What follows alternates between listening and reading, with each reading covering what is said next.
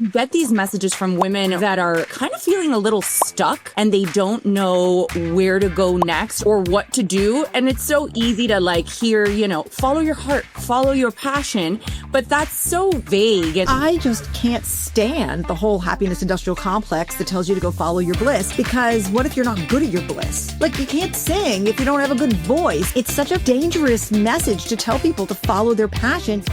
One of the tools that you're best known for is the 10-10-10 method, which is a decision-making framework that's helped thousands of people get clarity with the things that feel messy. Every single time I'm faced with a decision, I am going to identify my options, and then I'm going to take each one of those options and I'm going to think about their consequences in the immediate future, 10 minutes, in the foreseeable future, 10 months, and in the distant future, the life I want to create, 10 years. And you create a grid in your mind. And then after you have all that data there, you compare it to your values. It seems like a simple little tool. It does slow us down and it does force us to confront what our values really are. The upside of it is, what is your advice to them? Is it just suck it up? It's gonna get better? Here's some things I would say. Number one, welcome back to another episode of Scrubs to Stilettos, the podcast where ambition meets authenticity and we explore what it means to build a life and identity that you're proud of. We are so excited for today's guest because she is doing just that. We have Suzy Welch joining us shortly. She is a best-selling author, a Harvard professor, business journalist, and now the director of NYU Stern's Initiative on Purpose and Flourishing. What we love about Suzy is that she doesn't just talk about success. She talks about becoming through heartbreak, through reinvention, through aligning with your values. So if you're questioning your purpose, stuck on a decision, or feeling like the person you used to be just doesn't fit anymore, you definitely need to listen to this episode. I'm so excited about this because the other day we did a Q&A asking our listeners to share topics that they wanted to discuss. And we got so many topics about women who were thinking about pivoting in their career, who were at the age where now their children were going to school and they wanted to get back in the workforce. And they're getting ready to make these big life choices and don't know where to go with this decision or how to make the best decision.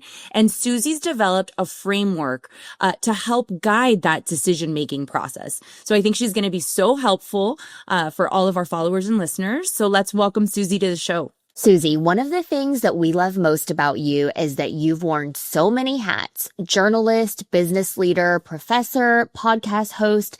Tell us about how you got to be where you are today. All right. Well, the short answer would be I'm old. Okay. And when you've lived a long life, because of the nature of the world, you end up wearing a lot of different hats. I mean, who wakes up and you didn't, right? Neither of you did wake up, you put on one hat and you stay in that lane.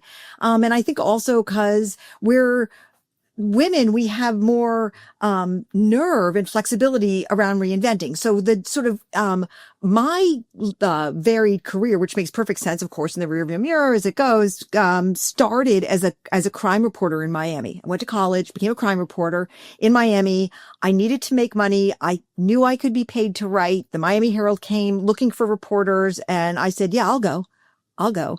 And I loved it. It was spectacular. It was fun. It was like Miami Vice era. And then I did like this super professional, very poised and mature thing, which is I got in my car and followed a boy north. I mean, I fell in love with a boy and I went north for the boy. I mean, that was mature, wasn't it? I just did it. I was in love with him. And my career kind of zigged and zagged after that with me doing what I could do and kind of what I wanted to do. But there were a lot of stakeholders in Suzy Inc. Okay. I mean, I had parents, I had 4 children, I was married, then I wasn't married, then I got married again. And there was just a lot of stuff where I was never actually I never had both my hands untied from behind my back. I don't think that that's an uncommon phenomenon for women, who have got a lot of stakeholders and a lot of people and you love those people. It's not like you resent it. It's not like you say, "Oh, damn, those kids are making it so I can't work the 80 hours a week I want to work." You think, "I love them and I'm going to have to make compromises in my life." But what eventually ended up happening was, through a series of events, some of which were great and some of which were very, very terrible. Because I lost my husband, when he died 5 years ago, but all these different events finally coalesced around me having both my hands free, and my whole life kind of able to throw myself into the stuff that really fascinated me. And I ended up as a professor in a research studying what it means to be happy and satisfied in your life. And so that's what I've been doing for the past 5 years or so. And it's kind of glorious. There's no, I'm not a person who could say, well, I've been this one thing my whole career, but I don't know, even especially now going forward in this world as it's changing more rapidly than ever before, who's ever going to be able to say that anymore. I think that's something that's so relatable. Tiffany and I open up our social media to our followers and our listeners, and we're always asking them for, what do you want us to talk about? Yeah. And we get so many messages from women that are saying, I'm in my late 30s and I'm thinking about going to medical school. What do you think? Yeah. Oh, my children now are 5 and 6. I want to go back to the workforce and I'm not sure how to do it. Yeah. And so you get these messages from women that are kind of feeling a little stuck and they don't know where to go next or what to do. And it's so easy to like hear, oh, follow your heart, follow your passion.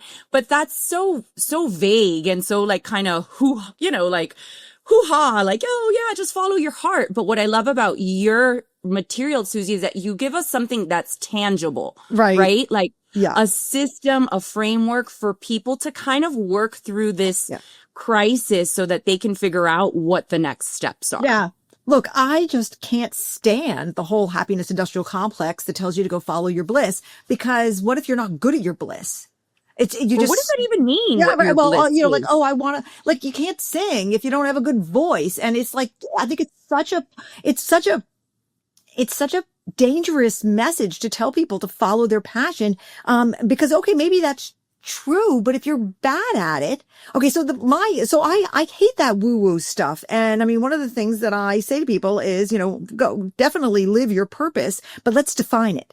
Let's define what purpose is. Purpose is the intersection of your deeply held values, which no one knows what they are, okay, and your aptitudes, your cognitive aptitudes, you have to test for those, and your economically viable interests. At the intersection of those three data sets, if you will, lies your purpose. Yeah, go get that. Go get that. Don't leave out any of those. Don't leave out your values. People do that, but then they're painfully, the pain is in their heart. There's also your aptitudes, what you're uniquely good at. And also sort of what your personality would suggest you should do. If you leave that part out, then it's very painful as well. And your economically viable interests. What usually happens is people just go towards what interests them that they can make the most money in. And then they are not happy. And so you got to do this work. I mean, it's work to figure out what to do with your life. It's work.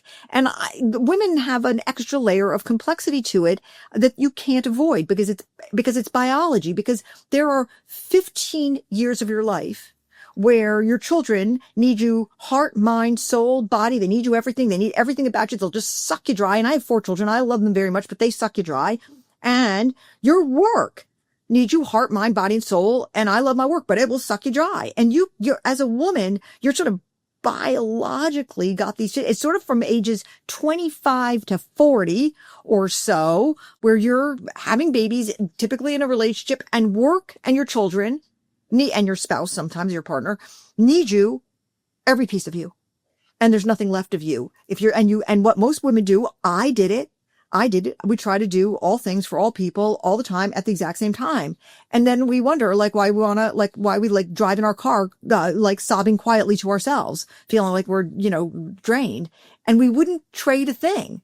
We'd keep doing it because there's nothing we want to give up. And so the good news is eventually the kids kind of do go away, but they never really go away. My kids are in their 30s. They're in my face every freaking minute of the day. They grow up and they've got big problems, but then they become your friends. And sometimes you can say to them, look, you're really going to have to solve this by yourself. You can't do that when they're younger. And sometimes, in those years, we also become more of a boss or more of a leader in our organization. And that buys us some flexibility and agency. And so I hear from, women, as you do, not as many of them, but I mean, I hear from women also who just say, look, I'm happy and I'm sad. I'm fulfilled and I'm drained all at the same time. And like, I feel like saying, like, sister, that's your 30s. and that's your 40s. And, it's terrible that that's what it is, but it is. And, there's really good stuff on the other side of it. There's really great stuff. So for our listeners and followers who are in the thick of it, you know, in the 30s, trying to ascend in their careers while also raising a family and being a supportive partner, what is your advice to them? Is it just suck it up? It's going to get better? Or are there some things that they can do during this period that you described from your mid-20s to 40s where we can make it better and we're not in the car sobbing quietly to ourselves? Because that's a long period of time to be sort of. It is a long trek. It is. Okay. So I've got a couple pieces of advice. I mean, I suck it up is not an answer I'd give because that's what was said to me. And look, I'm 65. And when I was doing this with my 4 kids and working full time at a consulting firm, the strategy, if you wanted to be successful, is to make sure no one knew you had children. I mean, I had 4 children and I just never mentioned them. Like my kids could have like a fever of 104 and a soccer and all this other stuff. And you just had to sit there in the meeting like you didn't have children. And now like my son just came back from 6 months of paternity leave. And I think, oh my God, I had like 3 weeks of maternity leave. Okay. And but I would not want people to suck it up because no one should suck up that much pain. Here's some things I would say. Number one is, you have to figure out if the job you're doing is worth it. And by that, it's, because we struggle and we kind of litigate every day, is it worth it for us to be doing this? I would say do the work of figuring out if your job is close to your purpose. And that's not as hard as it sounds. You've got to figure out what your values are. I have a test. They can take the test. It's called the Values Bridge. You just take it and it's going to tell you 2 things. It's going to rank order your values for you. I created this as part of my PhD thesis. Scientifically validated, and will rank order your values from 1 to 15. And not only that, on every single value, it will tell you how close you're living to it or how far you're living from it. It will give you the gap between how much you hold it and how much you're living it. And I've seen people with 100% gaps and people with 2% gaps. And so number one, figure out your values and see if you're living them. Number 2, figure out what your aptitudes are and whether you're doing them as well, because you may be more miserable in your job and you're saying than you should be. And you may be saying to yourself, this job is so hard. It's the kids or it's my spouse. But actually the job is hard because you're not doing the work that your aptitudes would have you be doing. So I highly recommend, there's a test. I have no skin in the game. It's called uscience.com. It's a little bit pricey, I'm afraid. It's a test that tells you what your aptitudes are. And for some people, they're like, oh, wait, they take it and they say, oh my God, I'm exactly in the wrong kind of job. It's not so much the kids. It's the fact that my work is not aligned with my cognitive aptitudes. So I think it's worth it to find out if you're actually doing work that has meaning to you. And if you find out, oh yeah, you know what? The work, that's why I'm doing it all, because the work does have meaning and it does pay me what I want to be paid. Then my suggestion is to make a decision to not relitigate it every day. That's what so many of us do, is every day we wake up and we say, should I be doing this? Shouldn't I be doing it? It's too hard, but I love it. And we relitigate the case every day. And for me, what saved me when I was a working mother was, one day I was sitting in my office, I had just come back from my 4th baby and I was like paralyzed by guilt. I was paralyzed. I literally could not work. I was editing a magazine at the time and I couldn't even put my fingers on the keyboard because I literally felt physically sick from guilt. And I had a friend from business school who had 3 children, but appeared to have no guilt whatsoever. And she worked even more hours than I did. So I called her on the phone and I said to her, Wendy, I'm paralyzed. I can't actually even work. I'm sick to my stomach. I'm still worried about Eve, who's with this new babysitter. And she said, Suzy, guilt is a choice. Don't make it your choice. You decided to work, own that decision, lean into it. When you're at work, do work. When you're home, be at home. Don't relitigate it. And I thought, oh, she's right. Why should I come into work and feel guilty? It's not doing anything. If I've chosen to work, which I did because work was part of my identity and I loved my work. And I used to say to my kids, kids, one day you're going to go away and I'm still going to be here. And I'm going to keep working. And I'm going to spend my whole life helping you be you. Why don't you help me be me? Let's help each other. Don't ask me to give up my whole self for you because I'll never ask you to give up your whole self for me. And thank God my kids agreed to this deal. So I would say my advice is figure out if you're doing the right work, if it's worth it to you. And number 2, either work or don't work, but don't wake up every single day trying to make that decision. It's too painful. Suzy, you've gone through this methodology with hundreds of students at NYU, as well as these private seminars that you do thousands of people that have purchased your book and gone through it. How often do you find, once people have completed the work, that they are not in line with what they've been doing for years? Like, is it the majority of people are not in the place where they should be once they do the work? Okay, so there's a little bit of selection bias, as we would say, in that people who come to take Becoming You are there for a reason. So I'm going to say, right, so that selection bias kind of skews it. The class, even though it's taught in very large sections, the class is an elective, and you would only elect to take it if you're like, what should I do with my life? Now, the 3-day workshops that I have that are open to the public, of course, the people who show up there are like, something is wrong. So why else would they be giving up 3 days of their life? Now, that having been said, there is a continuum of responses, right? Some people go through the methodology. We gather all the data. We put it all into the machine. Basically, there's a tool that it goes into called the Becoming Summit. And what happens is there's a tweak to their life. Like, you're doing the right thing in the wrong industry, or you're doing the right thing in the right industry, but you need to be in a different role, right? And there's a tweak. And those people are, I'd say they're 50%, where really all they needed was one tweak. Okay. Then I'd say, because of this selection bias, the people who go through the process, they've come in lost and they're there to be found. And there's some TNT that comes out and they blow it up. And we love staying in community with them. 30,000 people have, done Becoming You at this point. And, to hear their stories and how their lives have improved. I mean, that's why we do it. That's why you do what you do. The fact that you touch people's lives, it's like candy. What could be better? And so I think it's 50-50 split up between the tweak and the TNT.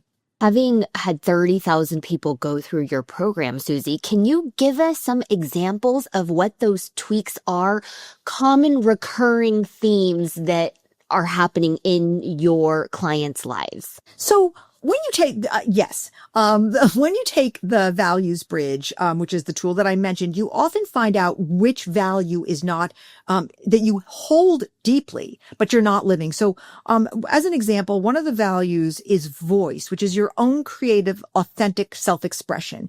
And very unfortunately, a lot of women have voice as a top value, which is that they want to express themselves. They want their authentic selves to be known. But very unfortunately, a lot of women have a huge gap. Like, they'll present with it as a value number 2, 1 or 2, and there will be like a 60% gap. And so a lot of times, some of the tweaks will be that they'll say, like, I'm generally happy in my work and in my life, but I'm simply not expressing myself as much as I need to be. I think it's because I'm in a particular role in an organization where there's these 2 men on top of me. And what we'll do is we'll sort of fashion a career path for them, which sort of brings them to a place in their organization where they're going to be allowed to be more authentic. Or what happens is women will say, they'll look at their gap in their voice and they'll say, I have all these skills.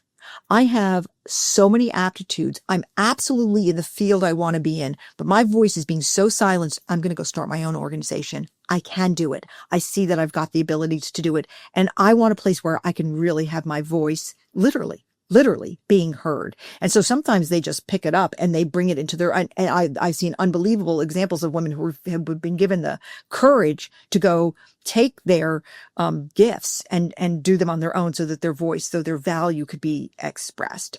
So there's, we actually did a 3-part podcast story about this woman who took it in the open enrollment class. And she was making the money for the family. Her husband's job was kind of more intermittent, and she was really had the regular. And so she felt she couldn't get out of this job because she was the wage earner. There were 2 kids. But she took the values bridge test and she found out that her top 2 values, one was what we call non-city, which is helping people. And the other was radius, which is the strong motivating desire to change the world. You know, that is a value for some people. My daughter is a social justice warrior. Radius is a number 1 value. And this woman had these top 2 values of helping people and changing the world. And she was in advertising. And she said, I'm doing neither of those things. And she ended up having to leave the company she was at, and she actually was able to take her skills as a producer. She was a television producer, and bring them to a different kind of agency where that was the work they're doing, sort of the nonprofit work. And so it was a matter of just taking what she knew she was good at and acknowledging that none of her values were being met. And she was able to transfer it over and actually is having a great successful run doing that now. Do you find that people are sometimes surprised by what values are important to them? Like maybe they thought that family was the most important thing to them. And then they do this assessment and they're like, whoa, I didn't even realize that this was so important to me. At first they say they're surprised and then they're not anymore. Okay. They are surprised. And then what they have to admit was that they've been lying to everybody. And it happens a lot with family centrism. So family centrism is the value that reflects how much you want family to be the organizing principle of your life. And, it doesn't mean you don't love your family. It's just when you have got to make a decision, is the first thing you think about is how is this going to affect my family? And a lot of people present that family centrism is the most important thing. And then they get back their results and their results have family centrism down at 6 or 7. And they first are sort of like, this number must be wrong. And then I say, really? Because the efficacy, we've had the tested numerous times and its efficacy is extremely high. And I say, really? Let's just sit with that result for a little while. And then maybe sort of a few minutes later, they'll say, well, I sort of have to have family centrism because what my mom would say and you end up finding out that the test has actually captured their values exactly. And it's a matter of them having a candid conversation with themselves and others in their ecosystem about what really matters. I had a student the other day who took her test and she came and she said to me, these results are wrong. They're absolutely wrong. And I said, really? What came out as your top value? And she said, well, it's luminance. That's the value of fame. How much we want to be famous. And she said, that's just not it. And I said, really? And she said, I'm going to take the test again. I said, okay. And then about 20 minutes later, she left. She was going to go get something. 20 minutes later, she came and she sat down and she said, okay, fine. It's fame. I want to be famous. I've wanted to be famous my whole life. And she said, I think this explains my rage. I've had rage for 20 years because she was in a fame adjacent industry where she was supporting people who had fame, but she was not the famous person. And it was how she crept up on this actual value that she truly held. And I said, well, okay. So then she came to terms with it and she said, okay, it's fame. That is why I'm so mad at all the famous people I work for, because I want what they have. And instead I end up hating them. Whereas really what I hate is the fact that my value was that I never had the courage to do what they do. And I said, well, what are we going to do about this? You got 2 choices, go for the fame or let go of the rage. And she said, it's too late. I'm too old. And I don't think I have the aptitudes to do what they do. Okay. And she said, I think I gotta work on the rage. I said, A+. That's great. If that's the outcome of this exercise, then that's so great. And she's working on it. But yeah, so people are surprised and then they're not. There's this moment they have a lot of moments of truth. I mean, the nickname for the class at NYU is the class where everyone cries because what you are learning, I know, isn't that great? And people cry a lot. Because when you come face to face with who you really are, and the gap between who you want to be and who you are, that's some big stuff. That's what's bigger. I've had people sort of look at the results of their tests and think, I have been investing all my time and energy in becoming a banker where everything I'm seeing is true. And it's telling me I have to be an artist.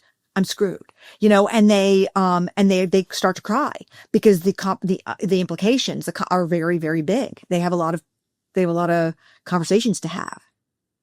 Yeah, it can definitely be a scary process, right? When you've almost committed the majority of your life, your education to this one field that you thought was where you were meant to be or what you would excel in. And then all of a sudden you see on paper that you're in the completely wrong field or that's not what's fulfilling for you. And now you have to decide whether to stay or pivot. It can be scary. I always say that there's going to be like a support group of parents and spouses of the people who've gone through becoming you, because, when a kid gets up in front of, at the end of class, the students present the story of their life for the next 40 years based on what they found out and what they've discovered about what their real purpose is. And when a kid gets up and says, well, I was going to banking, but I've discovered I should be a fashion designer, which believe me has happened. And I think, oh God, the parents are going to come and hunt me down because they've just paid all this money for an MBA. And also, it can turn a relationship upside down when one partner goes back to the spouse and says, okay, your dream of my life was that I was going to do X, Y, and Z, but actually I have a dream of my life also. And I finally have the language to talk to you about my dream of a life. So the tool itself has a functionality where if your partner takes it and you both check a little opt-in box, your values come up next to each other with a score for the conflict or harmony between them. So when I was first testing this functionality, I would have all my colleagues, from the business school over for dinner, and then everybody would have a glass of wine, and I'd feed them. And then around dessert, I would say, "Hey, would everybody like to take the latest version of my test?" This is when it was still in beta, and I would have the partners take it. And I had to stop doing it because the moment of reckoning, when the spouses sat there and they looked at how their different values or who had the gaps and who didn't. And I remember one time a husband and a wife took it and his gap was gigantic. Like he wasn't living any of his values, but she had no gaps. And I said, "Oh, okay." And it was a very awkward moment. And I said, "Okay, well, we could talk about this later." And he said, "We don't have to talk about it. I understand it. We're living Mary's dream of a life." And I was like, "Okay, well, I'm not doing this at a dinner party again." Yeah. That was the end of the dinner party. It's time for bed. Are they still married or are they divorced They are now? so close to being divorced. I mean, I saw them at a cocktail party like a few weeks later, and I was like backing up towards the door. And I never heard from look, they had troubles going into it. No, it's not a good ending to this one. But you know what? Maybe it will be. Maybe it will be. Maybe they'll find other people that they align with. That they will find find somebody that's more aligned. With my first marriage, and I'm very, very, very close friends with my first husband. We were high school sweethearts. We got married for momentum. That boy that I followed up from Miami, that was him. He was very cute. We got married. Why did I marry him? He was extremely cute. He's still cute. And we're very good friends. But he was the wrong person. We had completely different values. When I got married to my second husband, Jack, he did not live long enough to see the values bridge, but I guarantee you that if he took it, our values would have been we had the exact same values. So when people say to me, "Don't you think opposites attract and you should be with somebody whose values are different?" I say, hard no. Be different in, what your hobbies are, be different in where you're from, whatever, but have the same values. I mean, with my own kids, with their own marriages, I've said, please have the same values. It makes it a lot easier. That's actually really good advice. So would you suggest for some of our listeners who are dating someone or who are thinking about getting married, not just using this as a business or professional tool, but using this almost as a relationship tool? Oh, it's off-label use constantly. Okay. I mean, it is, I always joke to my team, I accidentally invented a dating app. Because that's how it's used. The minute people take it for themselves professionally, they always say the same thing.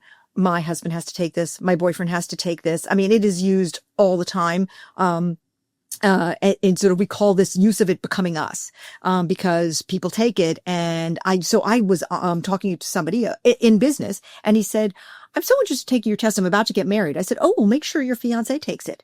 And he said, "Oh, okay." I said, "Yeah, take it. And then check that little box where your values come up next to each other." So I was traveling in Europe, and I got a frantic text from him saying, "Okay, we're getting married in August, and we took it, and we have none of the same values." And then he took a screenshot of their conflict score where like what their values were next to each other and the conflict on each one of their value sets. And he said, "When can we talk?" And I'm speaking to him later today. They're about to get married, and I'm not a couples therapist, but just looking at those numbers, this is a very, very hard narrative that they're looking at. Do you think that there is a way to navigate through that difference in values? Yes. Okay. Or are these so innately ingrained that it's impossible? Your values are your values. Your values pretty much don't change after 25 or so. And so I do think that it's possible if you have a language. Okay. So there's what happens often is couples find out that one member has high work centrism. This is the wanting to organize your life around work.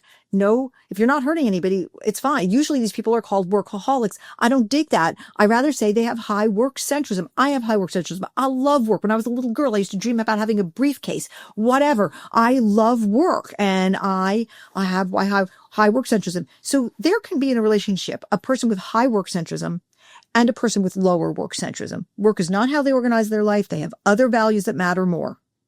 They could be self-care. They could be belonging, which is community.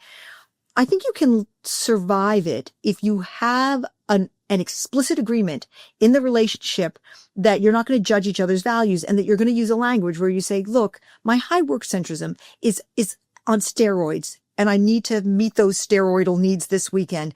You and your lower work centrism can go do whatever you want to do, but let's not fight about the value of work centrism. We know what I've got and we know what you've got. And let's just talk about it. It's not accusatorily, but about what it is, which is a different value. I think that I have seen couples navigate their differences with lack of judgment and good language, but it's pretty hard. You have got to be pretty enlightened. I mean, my husband and I have not taken this, but I can tell you that he definitely will score significantly higher on work centrism than I will. Yeah. And I think although we communicate really well, I'm very honest, like, hey, you've been really busy at work. Can we set aside date time? And he's usually very receptive to that. Right.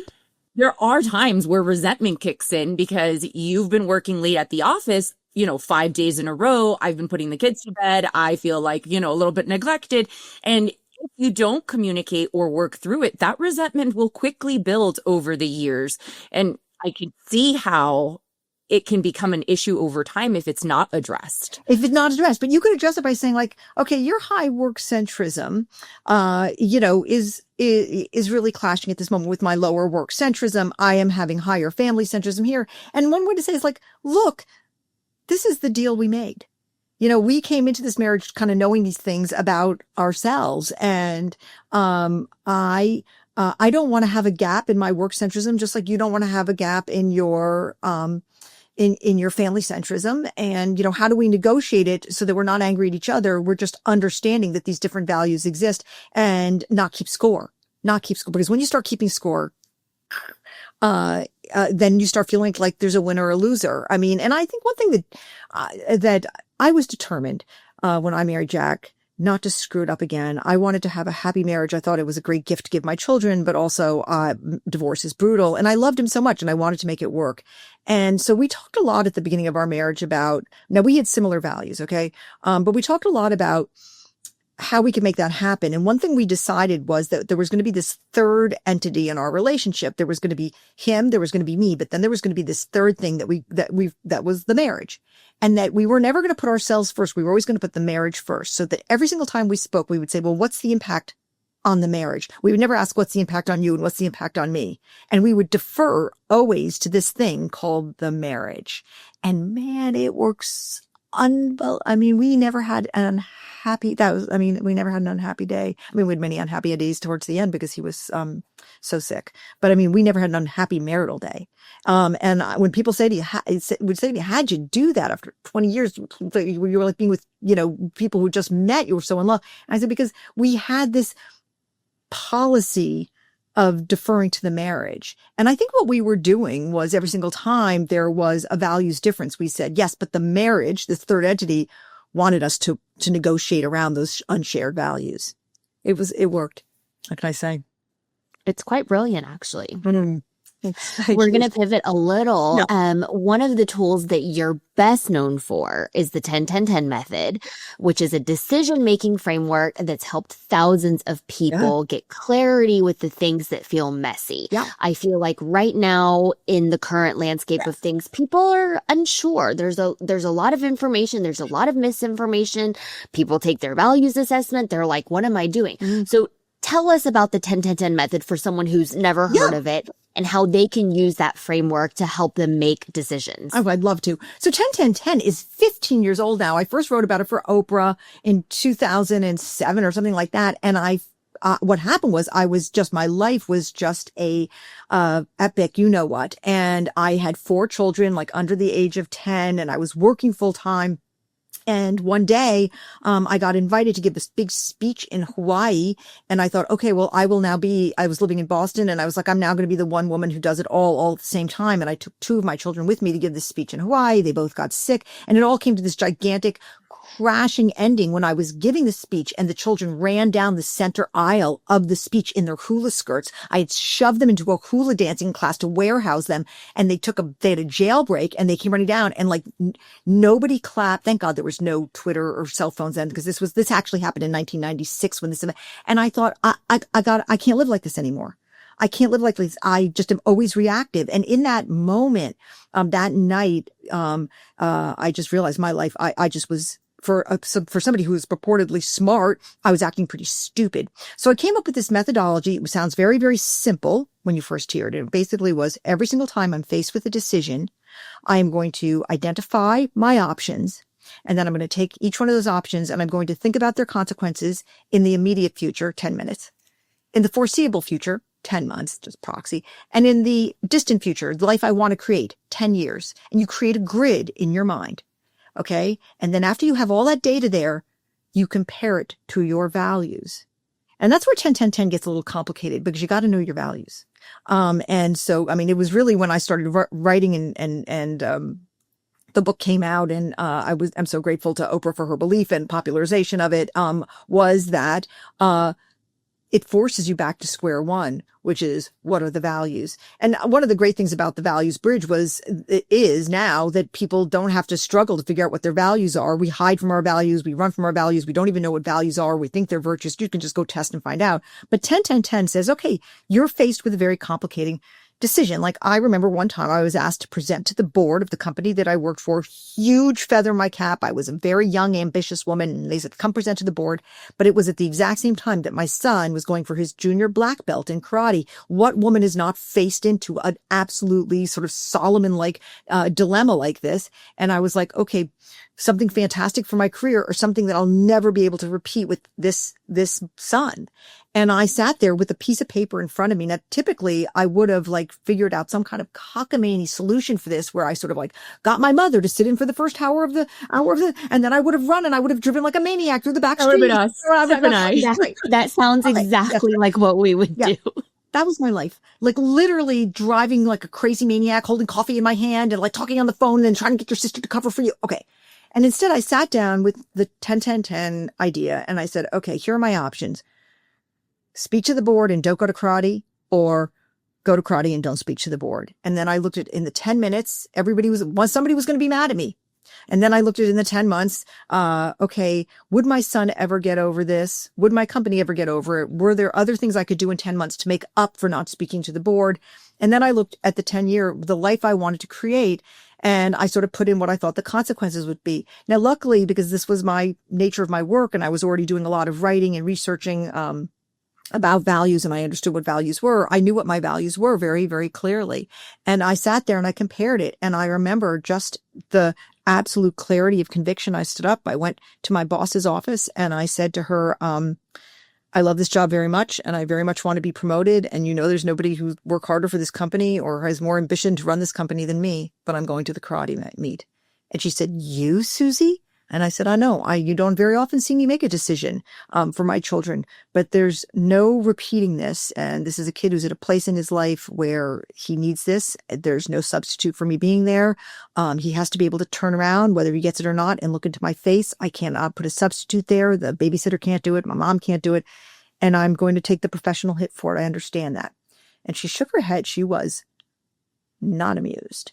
And I left and I did it. And I remember he got his black belt and I remember thinking, I sort of remember crying in the car and I was crying from joy that he got it and that I was there, but I was crying because I thought, man, I really paid the price for this. So here's the end of that story. About 6 months later, there was a bake off to see who was going to be the top person at that in my job. And I was up in the running for it, but I thought I gave up that job. But when I went to the karate thing and they called me in and I thought this is to tell me I didn't get the job. And they gave me the job. And get a load of this. She said to me, when I described to the board, I actually showed her my 10-10-10 grid. I said, here's how I did it. I actually held up the thinking in the grid that I'd made. And she said, when I explained to the board the thinking that you did for the decision you made not to speak to them, they were so impressed by your poise and your maturity around making this decision, that at the end of the day, that was the deciding factor. That's why you got the job, because you had this decision-making system. And I thought, thank you, 10-10-10. But it saved my rear end so many times. And, you know, like 10-10-10 is sold like something like 1 million copies or something like that. So I'm constantly bumping into people, even on the subway, who say things like, I made this decision with it and it really worked. So it stood the test of time. It seems like a simple little tool. It does slow us down and it does force us to confront what our values really are. But the upside of it is the consistency of your decisions, the transparency of your decisions. It's a nifty little thing to add to your life if your life is out of control and whose isn't. So, yeah. So Suzy, at the core of becoming you, or the 10-10 method, is really identifying what those values are for yourself. And for our listeners who are new to, either of these frameworks, what's the easiest way, or the easiest assessment to figure out what your values are? And what do you do if you find that two values that are important to you are in conflict? Great questions. You can find out your values in 20 minutes by taking thevaluesbridge.com and just go and take it. You'll know your values. You'll know them in rank order, but you'll also know which ones are in conflict, and you'll get a score for how much they are in conflict. And you know what? You are going to find out that some of your conflicts that some of your values are in conflict. Why? If you're a human being, you're going to have, because we're humans, and eventually we get to a place where things are aligned, but not early on in our lives, not until we're 70, where it all sort of kinds of shakes out and it makes sense. You're going to have a conflict between wanting to have self-care and wanting to be rich. I mean, something like 80% of people have that conflict. The question is, what's the intensity of it? You're going to have a conflict between family centrism and work centrism. You're going to have a conflict between belonging, which is wanting to be part of a community, and agency, which is self-determination. Those things are naturally in conflict. The human condition is to have values in conflict. But once you have words for it and you understand the intensity, you know which fire to put out the soonest. And sometimes we have to make trade-offs. We have to say, okay, I want both these things at the same time. That's not going to happen. It can't happen. Which one am I going to prioritize? That's hard work. And a lot of times we run away from it. We shy away from it. But the freedom it gives us when we face into it and we can finally just sort of shake it off and say, look, these are my values. I'm going to own them. I'm going to live into them. I'm not going to be afraid of them. I'm not going to be afraid to talk about them.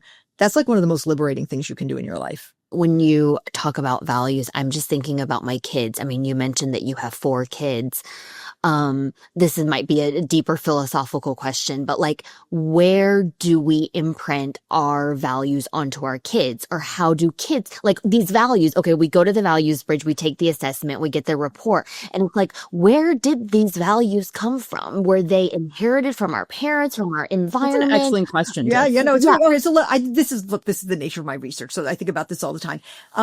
There are 2 different academic fields within values, and I'm in one is values formation, which is how we came by our values. And I would say that's not I mean, obviously I know about it because I'm in this field, but values formation is a very deeply studied field. And here are all the things that go into the pot of how you came by your values: your parents, your culture, society, your genes, childhood trauma, a neighbor who you admire. I mean, there's a big pot and then it's all stirred up and your values come out. Okay. But in families that parents can have one set of values and kids can have another. And so I do think your values are pretty set by the time you're in your 20s. A lot of things go into that pot.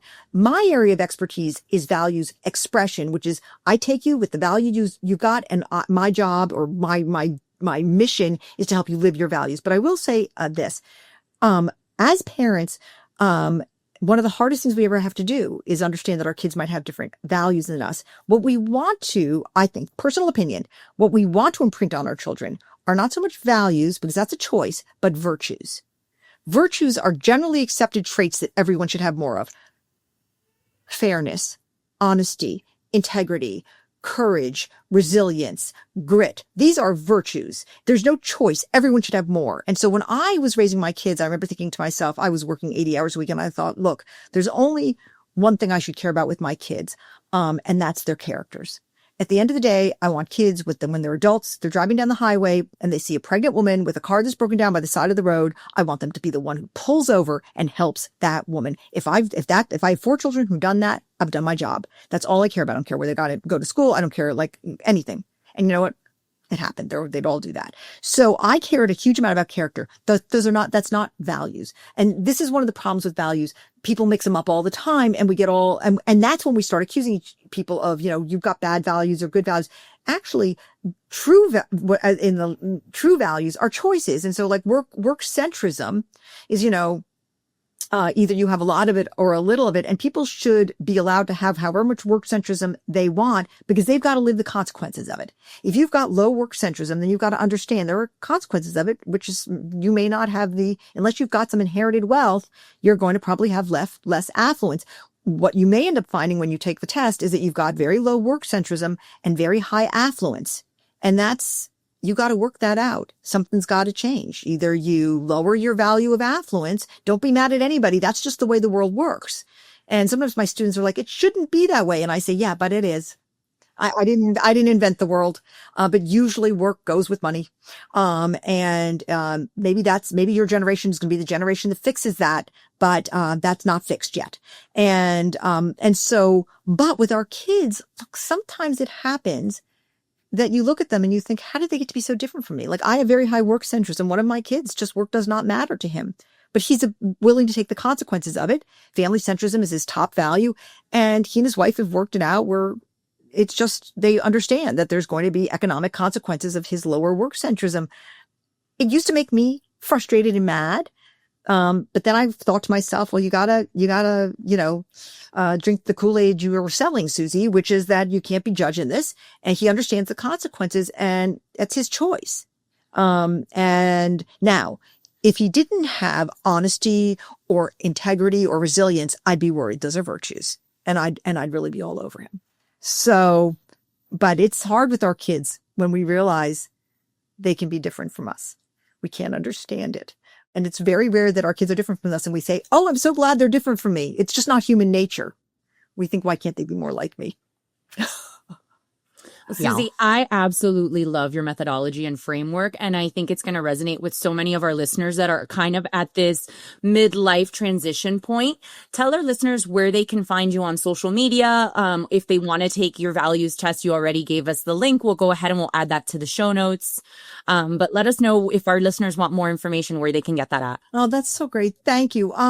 I'm so happy to be here. I'm on Instagram at Suzy Welch, and I have a newsletter. You can go to my website, SuzyWelch.com, and sign up for my newsletter. It's totally free. I do a lot of free webinars. So if you go to and get my newsletter, you'll see that I'm doing free webinars on all of this stuff. If you wanted to become certified in the methodology, you'll find that on the website. So I think the website's a good place to start, and social media, but I'm mainly on Instagram and LinkedIn. So thank you though for that. Amazing. Yeah. I also have a book, by the way. I mean, the book Becoming You has everything in it.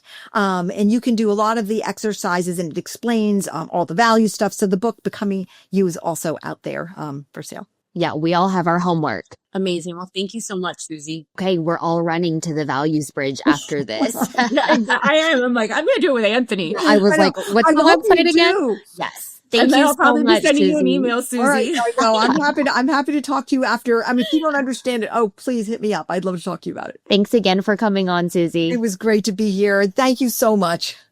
Thanks.